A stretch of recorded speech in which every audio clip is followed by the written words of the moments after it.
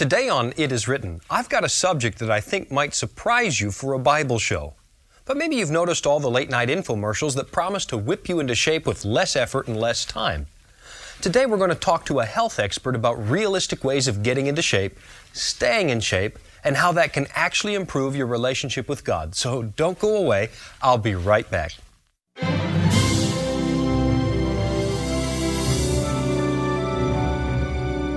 It has stood the test of time.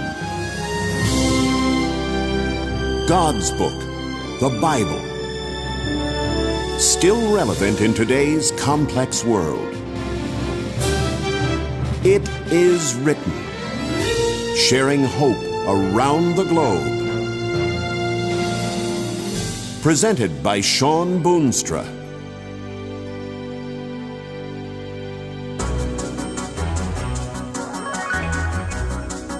Easy steps for better health.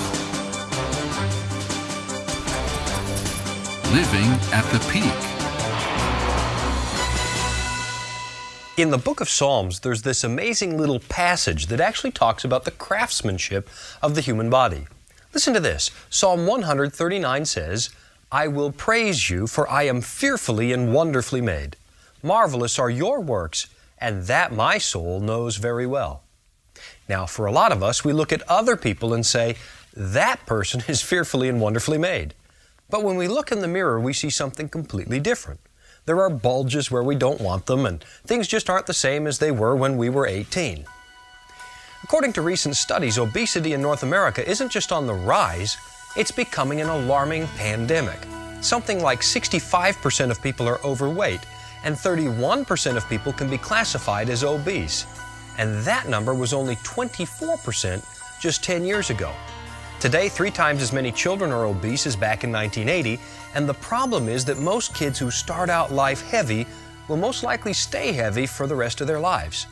Now, that presents a real problem, because we were originally made as a masterful work of art. According to the book of Genesis, when God stepped back from His creation at the end of the week, He looked it over and said, "It is very good." And it says that we were created in the very image of God. Today I want to share some positive principles with you that will not only make you look better, they'll make you feel better too. I believe that if you follow the Bible's counsel for better living, you'll quickly find yourself living at the very peak of life, possibly for the rest of your life. And to help me in our discussion today is Dr. Fred Harding, a specialist in the field of nutrition and health. Dr. Harding, just great to have you on the program again today. Oh, I'm delighted to be here. You know, Dr. Harding, everywhere I look, from late-night infomercials to advertisements in the magazines, people are offering me a million ways to get into shape.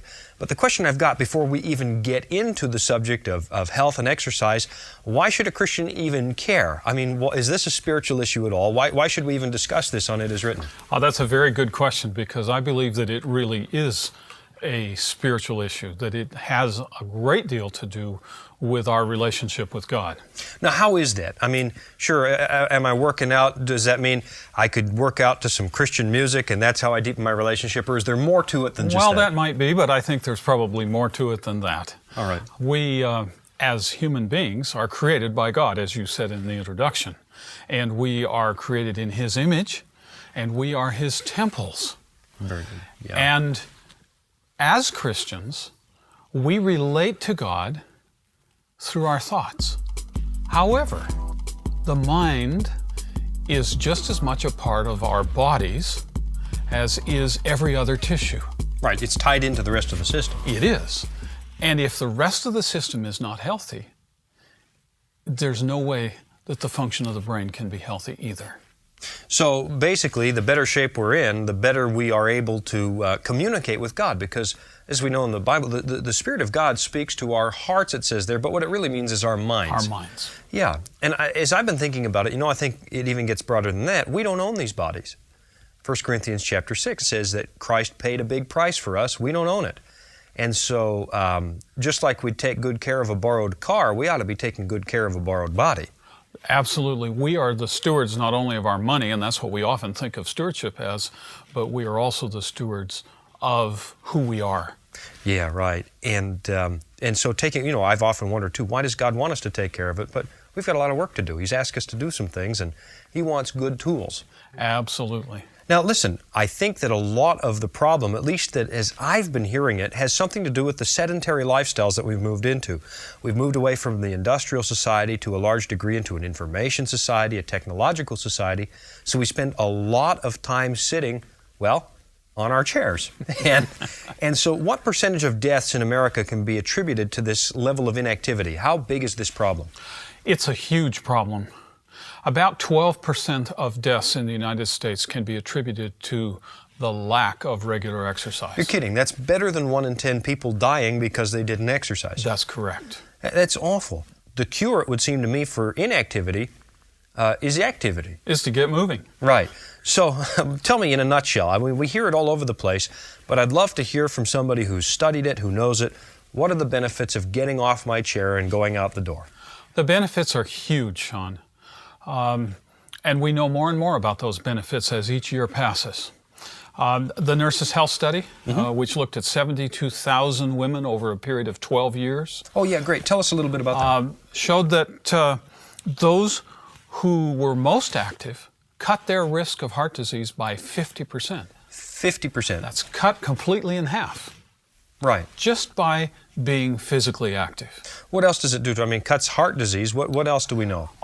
The active women had 67% less breast cancer than the inactive women. So there's actually a link between physical activity and breast cancer, and that's a huge disease. And perhaps prostate cancer and a few other cancers in both men and women.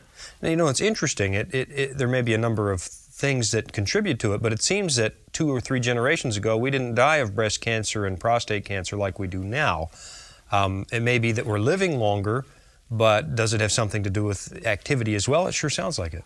Activity is an important ingredient to good health and to preventing the so-called chronic diseases. Right. What else do we know?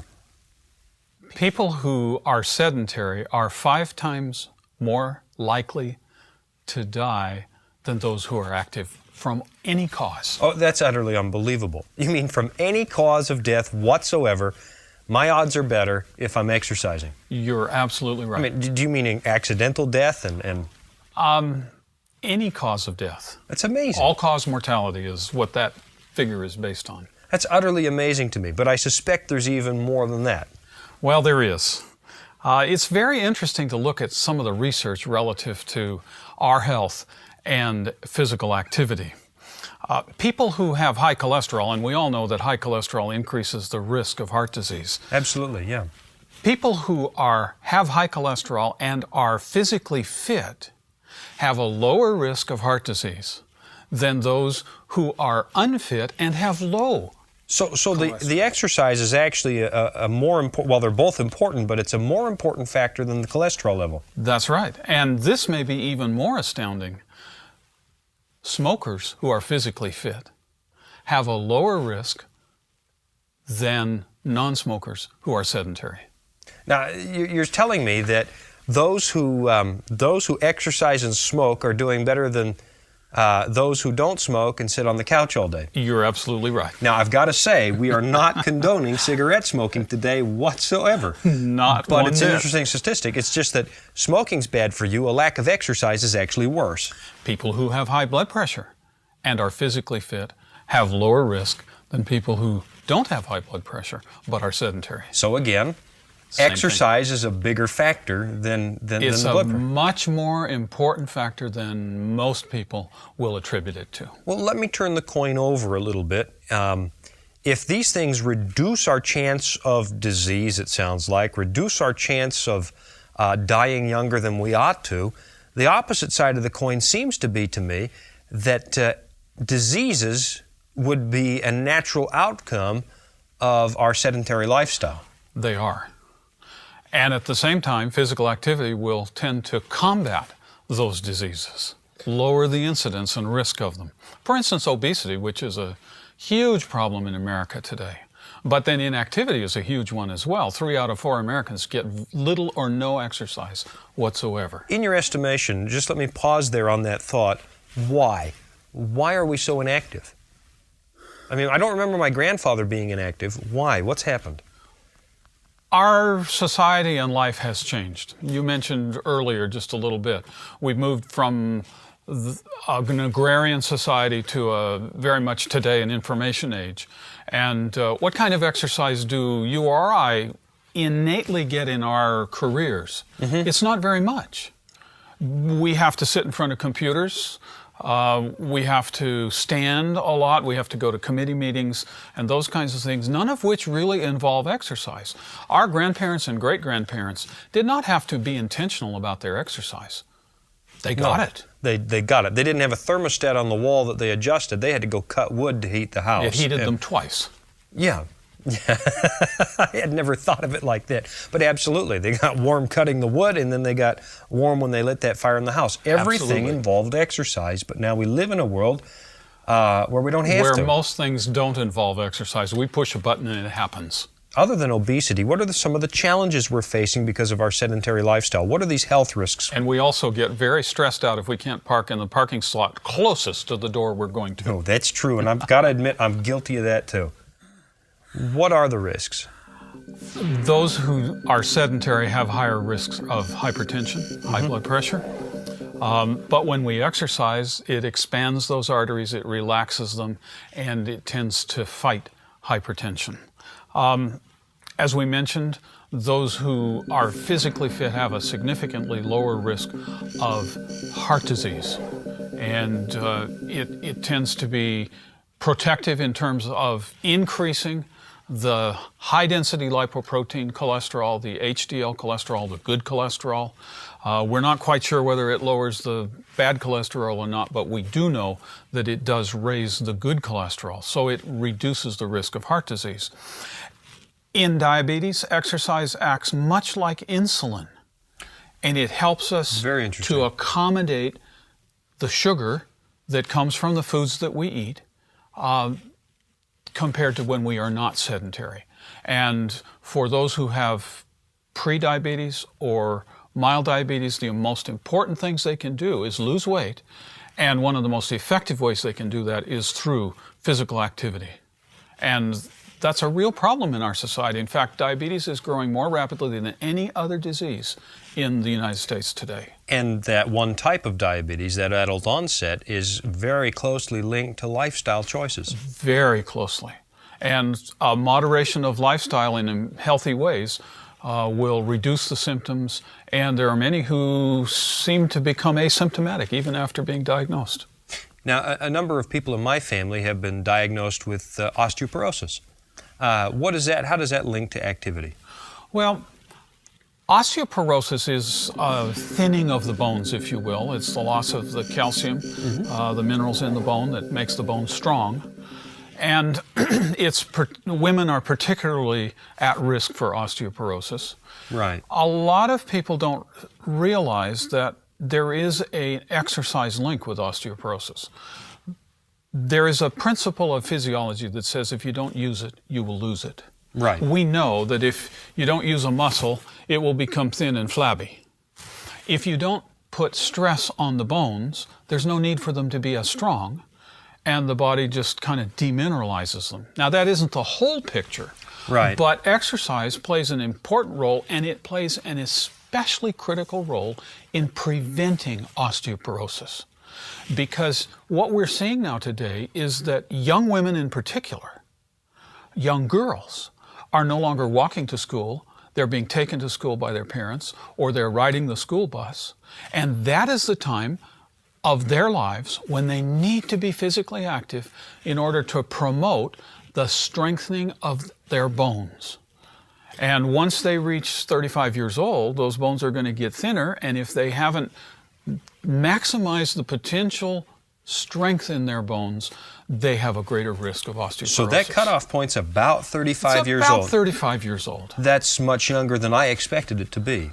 And now, once a person has developed osteoporosis, and of course there has to be an adequate amount of calcium and vitamin D in the diet. We can't rule that out. It isn't just exercise. Right. But you can have all the calcium and all the vitamin D you want. If you don't exercise, then those bones will not reach their maximum You know, this is a potential density. This is a real challenge for parents because the world we live in is not the same as it was. You know, there was a day we just got turned loose in town and my brothers and I would go play.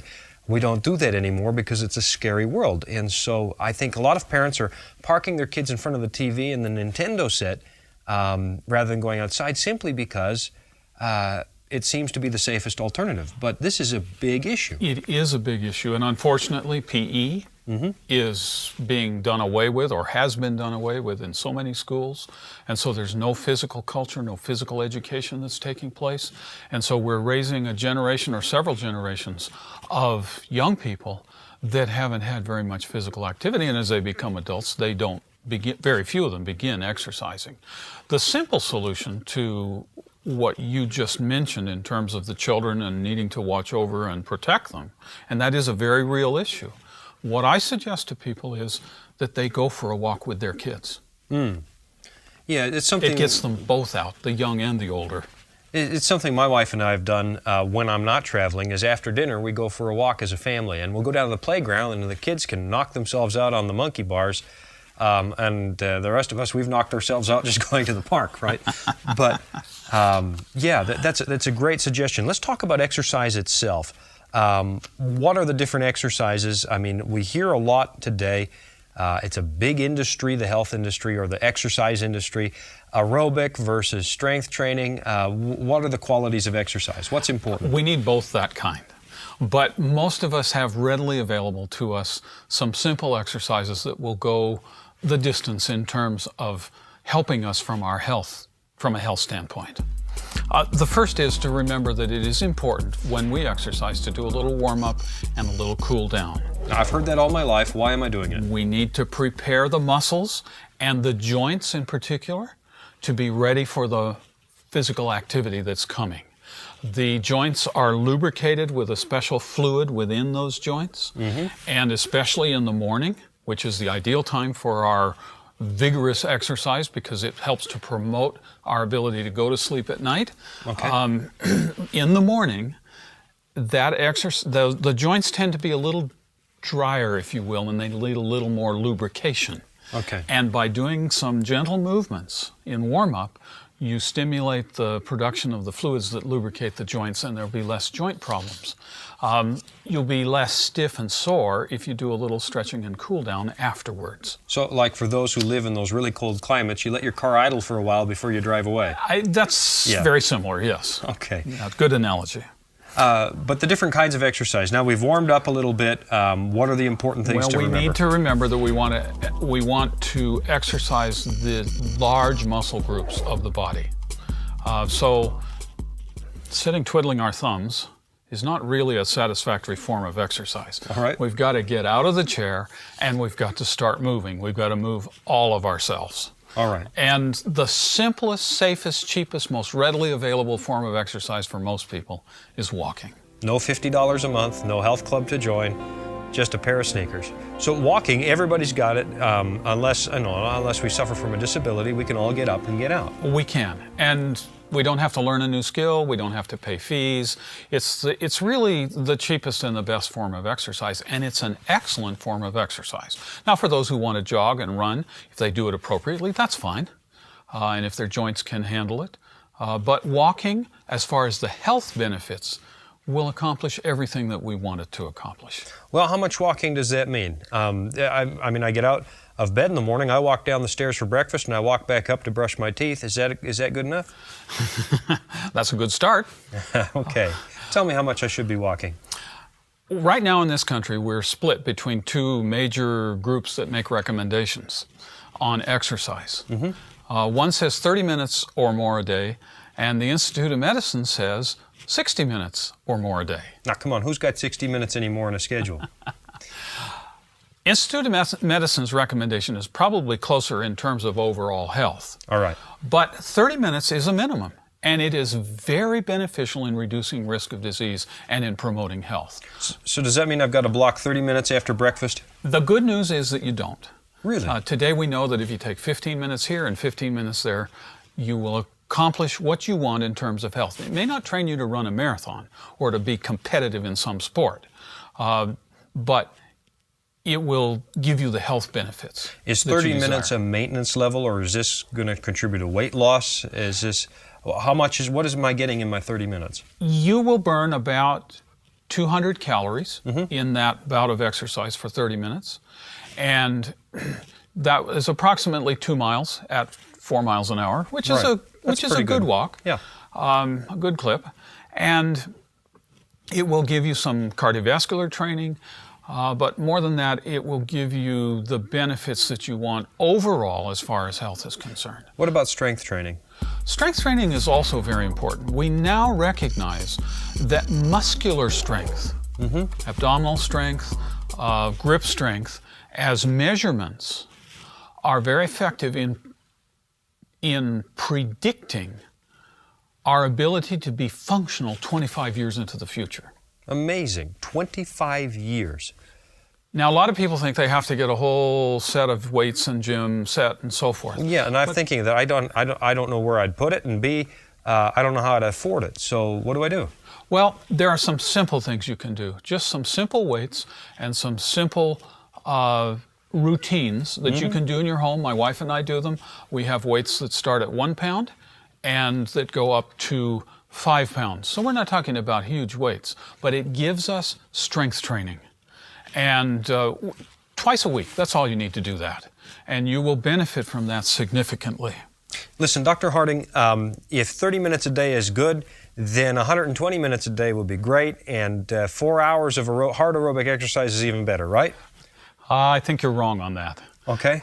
It might be for some people okay, especially if they're professional athletes. Right. But for the rest of us, we can overdo our exercise.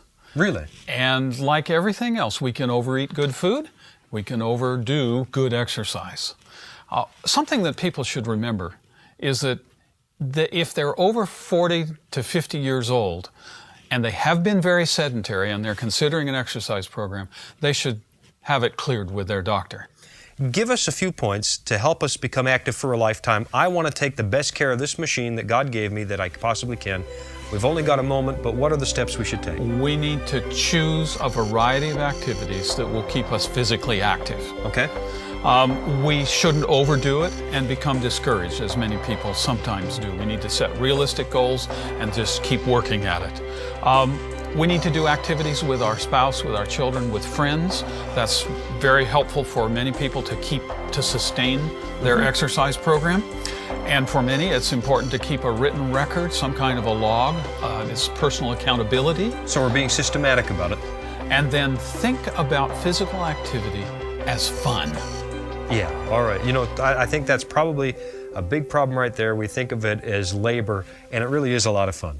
It should be, and we should keep it that way. Well, I'll tell you what, as soon as this program's over today, I'm going for a walk. You've inspired me today, Doctor. And so am I. Listen, it's no big secret that we should be exercising more. At the top of the show, I talked about that verse in the book of Psalms that says we are fearfully and wonderfully made. You know, a lot of people who have expensive foreign sports cars spend buckets of money keeping them up because they're expensive. But the human body is far more expensive because no matter how much money you have, you only get one model. There are no trade-ins, at least in this lifetime. And so a loving God has worked it out so that you can maximize the time you have. Even before sin, we were designed to work. Adam and Eve, the Bible says, were placed in the garden to dress it and keep it. And that seems to imply that they didn't have a couch and a TV set to occupy their time. So why not turn off your set in a minute and get out for a little exercise? Not only is it a great way to improve your health, I think you'll find that the voice of God gets a little clearer when you're out in creation too. And that's really what God is after. He wants you living at the peak because He designed you for a good life. And when you're living at the peak, it's that much easier to build a relationship with God. Can you think of any good reason today not to partner with God for a more abundant life? Dr. Harding, what a delight to have you come on the program and share with us. It wasn't nearly enough time to go through everything that I would have liked to have asked you, but just thank you for being with us. The one favor I'd like to ask you is that for those out there who are contemplating having a more active life, there's nothing like God's help to get us on the right path. Would you be willing to pray for those people? I'd be happy to do that. Great, let's pray. Our gracious Father in heaven, we are so thankful for the wonderful way that you have created each one of us. And indeed, we are complex and beautiful machines that need maintenance. And you have made that maintenance very simple, and one of those things is exercise. I pray, Lord, that you would be with each listener who is desiring to become more active. Give them the strength, give them the willingness to make it a priority in their lives and to get moving so they can become more like you, is our prayer in Jesus' name. Amen. Amen.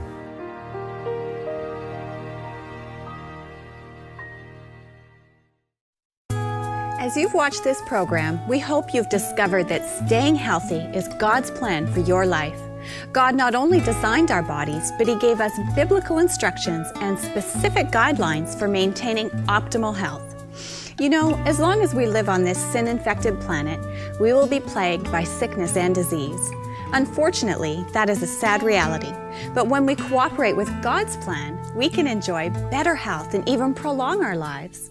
To help you review some of these important health concepts, this entire series of 6 health discussions with Sean and Dr. Harding has been produced on DVD. It includes the program you saw today. The DVD is called Easy Steps for Better Health. You can order a copy for yourself or for a friend today. This DVD is not a comprehensive source of medical information, but it does offer some key concepts to help you stay healthy the way God intended. To find out how you can obtain a copy of this informative DVD with all the health programs in this series, here's the information you need. This week, for your tax-deductible ministry gift of $35 or more, we will send you the DVD of this series called Easy Steps for Better Health. Simply call our toll-free number, 1-800-253-3000. Call right now. Lines are open 24 hours daily. The operator needs only your name, address, phone, and credit card number. This DVD includes all 6 dynamic programs in this health series with Pastor Sean Boonstra and Dr. Fred Harding. Just tell the operator you would like the DVD, Easy Steps for Better Health. You may also request today's offer by writing to It Is Written, Box O, Thousand Oaks, California, 91359. This DVD, along with the companion book, are also available online at itiswritten.com, where you will also find a complete script of today's program and many other spiritual resources. It Is Written is a faith-based outreach made possible by viewers like you. Thank you for your letters and your continued support. Our toll-free number is 1-800-253-3000, and our web address, itiswritten.com. Hey, if you'd like some more resources to help you in your walk with God, to help you build a more abundant life, to enjoy the time that you have on this earth even more, why not pay a little visit to our website at itiswritten.com. There you'll find all kinds of things, resources, Bible studies, links to places like BibleInfo.com where you can continue to study the Bible subject by subject. Well, that's all the time that we have for this week, but until next week, remember this. It is written, man shall not live by bread alone, but by every word that proceeds out of the mouth of God.